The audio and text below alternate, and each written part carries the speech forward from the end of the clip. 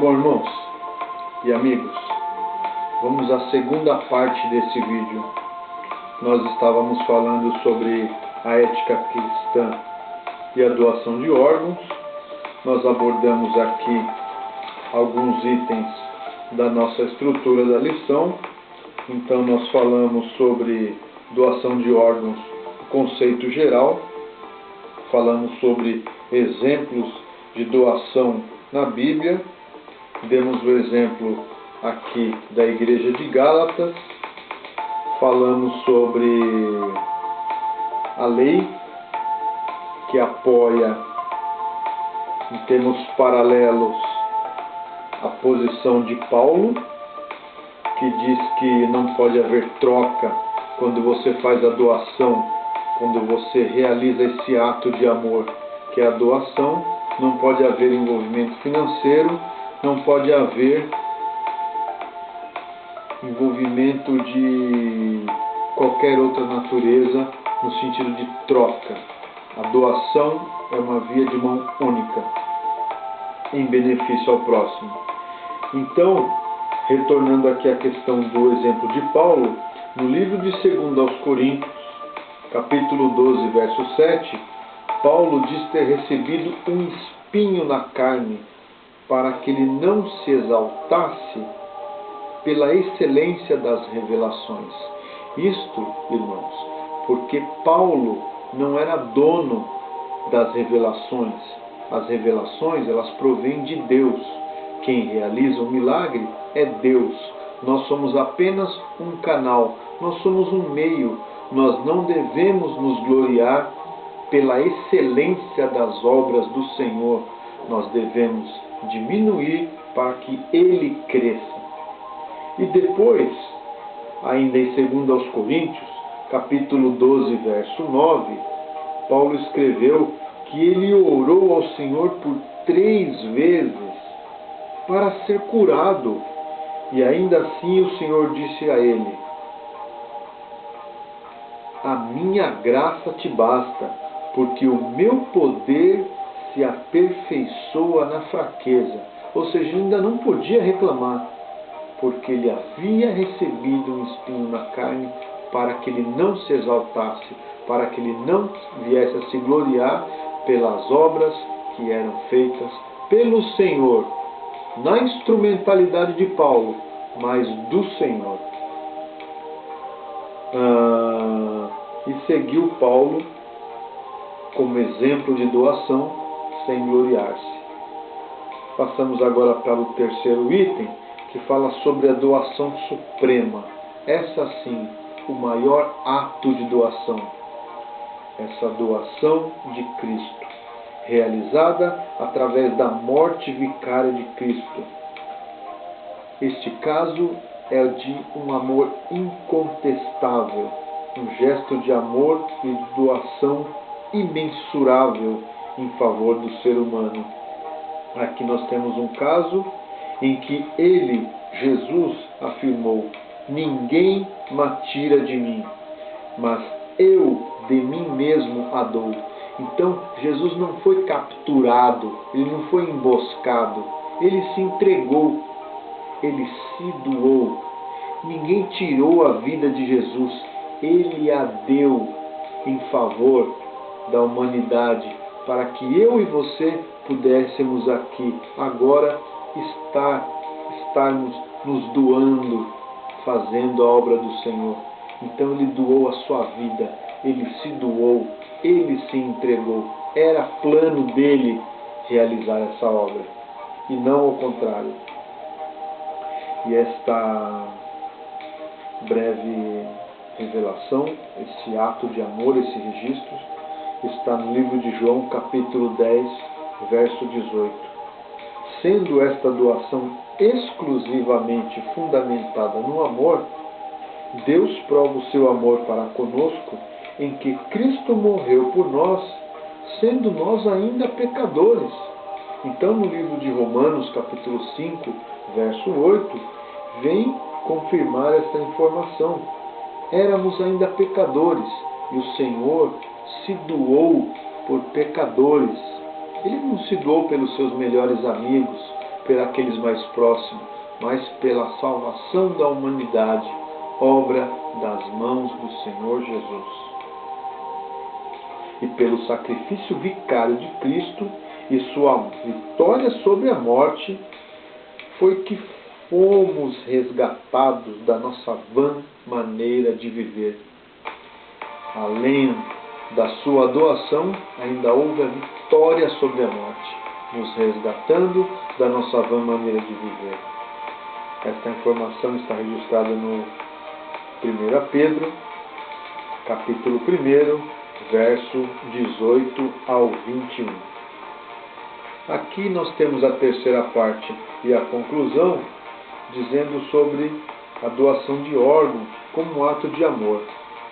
Então nós temos primeiramente a questão da empatia e da solidariedade, como falamos há pouco. A empatia é a capacidade de sentir o que o outro sente, é a disposição que nós temos de nos colocar no lugar do outro. Aquela pessoa que não possui a empatia, ou seja, que seria o contrário disso, seria a psicopatia. Aquela pessoa que vê a dor do outro e não sente nada. Não é o nosso caso. Nós devemos nos colocar no lugar do outro, sentir a dor do outro e fazer a nossa doação. No Sermão do Monte, Cristo nos ensinou: tudo o que vós quereis que os homens vos façam, fazei-o também. Então, se você espera alguma coisa de alguém, faça você também. Doe-se primeiro. Esta informação está no livro de Mateus, capítulo 7, verso 12.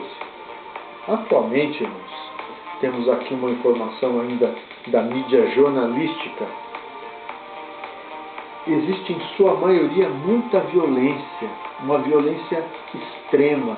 Então nós ligamos a TV no sentido de nos informarmos sobre a situação atual da nossa comunidade, da nossa cidade, e vemos lá a informação de que um matou, que o outro foi assaltado, e que o acidente, e que o trem que descarrilhou, e do caminhão que tombou, que morreram não sei quantas pessoas nos ônibus. Isso é verdade. Os jornalistas checam as fontes. Irmãos, mas não ocorrem só desgraças. Ocorrem coisas boas, das quais nós não falamos. Então, dá ibope essa questão da informação sobre a violência. Mas vem surgindo um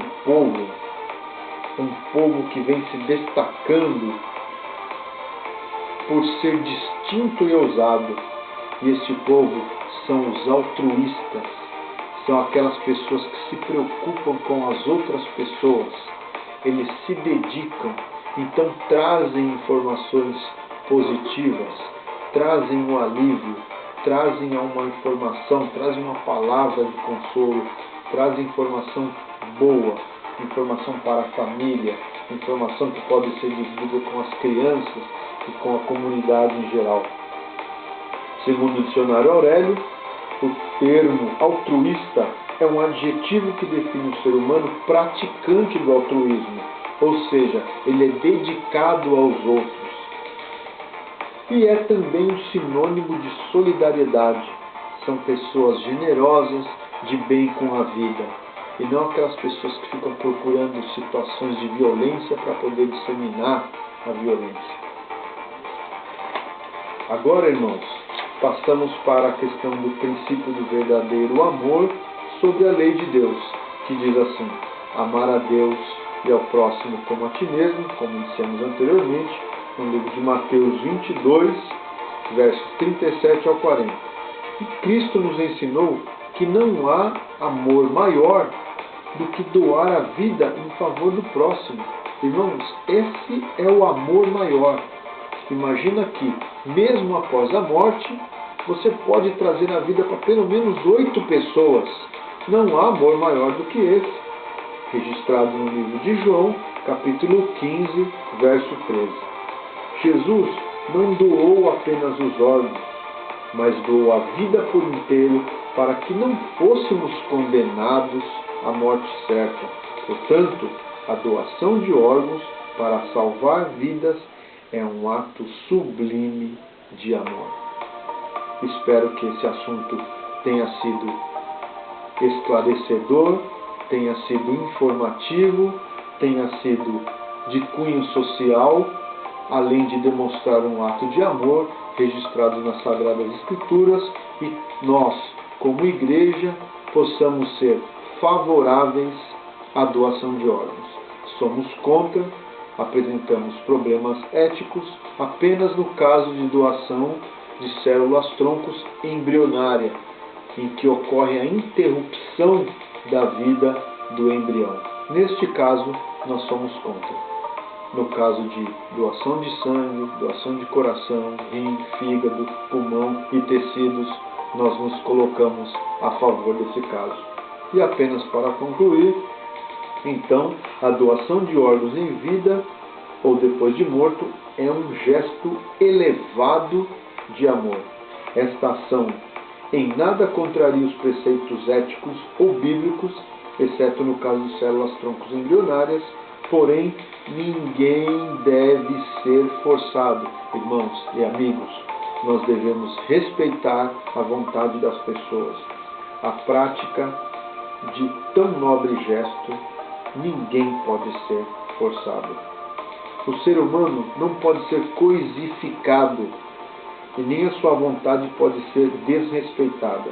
Portanto, o doador e o receptor expressam a imagem e semelhança de Deus, segundo está escrito no livro de Gênesis, capítulo 1, verso 16. Espero que vocês estejam informados, esclarecidos. Sobre maiores detalhes, nós podemos consultar a revista da Escola Bíblica Dominical desse trimestre, lição de número 7. Obrigado, fiquem com Deus. Até mais.